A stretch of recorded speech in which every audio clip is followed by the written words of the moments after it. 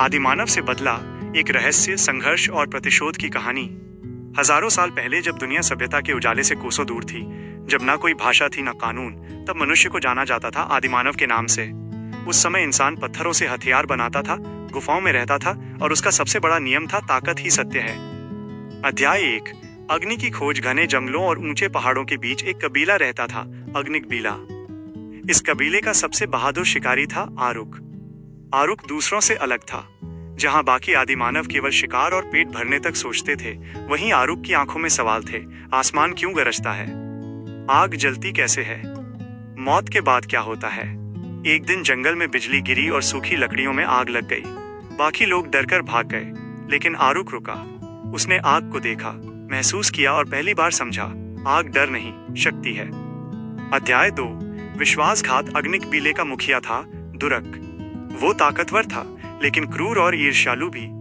जब आरुक ने आग को काबू में लाना सिखाया, जब ठंड में लोग उसके पास बैठने लगे, जब शिकार आसान होने लगा, तो दुरक का डर बढ़ गया। एक रात जब चांद आधा छुपा था, दुरक ने साजिश रची। उसने कबीले में अफवाह फैला दी, आरुक आत्माओं से बात करता है, वो आग से हमें जला देगा। डर आदिमानव का सबसे बड़ा हथियार होता है।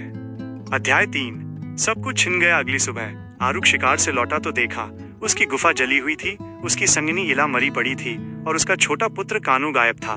दुरक ने घोषणा की, आरुक को वनवास दिया जाता है, वो अभिशप्त है। आरुक चिल्लाया, रोया, गिड़गिड़ाया, लेकिन आदिमानव का समाज दया नहीं जानता। उस दिन एक शिकारी मरा और एक प्रतिशोध जन्मा। अध्याय 4। अकेलापन और परिवर्तन। जंगल आरुक का दुश्मन बन गया। भूख, जानवर, ठंड, सबने उसे तोड़ने की कोशिश की। कई बार उसने मरने की सोची, लेकिन फिर उसे इला की आंखें याद आती, कानों की हंसी याद आती। धीरे धीरे आरुक बदला। उसने पत्थरों को तेज करना सीखा, भालों में जहर लगाया, जानवरों की चाल समझी।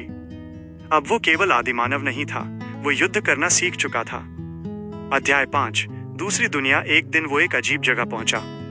पत्थर के घर, खेती, मिट्टी के बर्तन, यह एक नई सभ्यता थी। यहाँ के लोग आग को देवता नहीं, औजार मानते थे।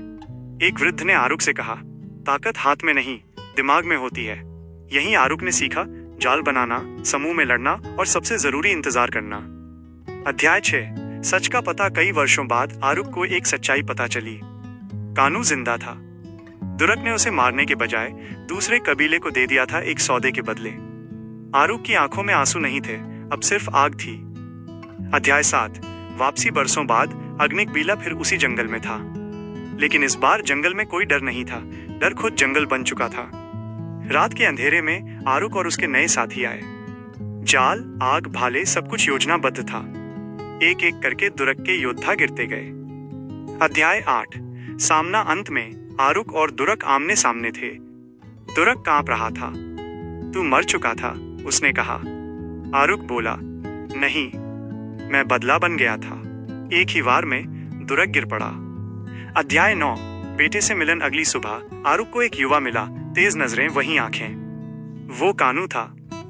कई सालों का दर्द एक गले लगाने में पिघल गया। अध्याय 10। अंत नहीं, शुरुआत। आरुक ने कबीले का नेतृत्व नहीं लिया। उसने कहा, हम फिर वही गलती नहीं करेंगे। ताकत नहीं, समझ जरूरी है। उस दिन आदिमानव ने बदला लिया, लेकिन उससे भी बड़ी चीज सीखी, सभ्यता। कहानी का संदेश बदला आग की तरह होता है।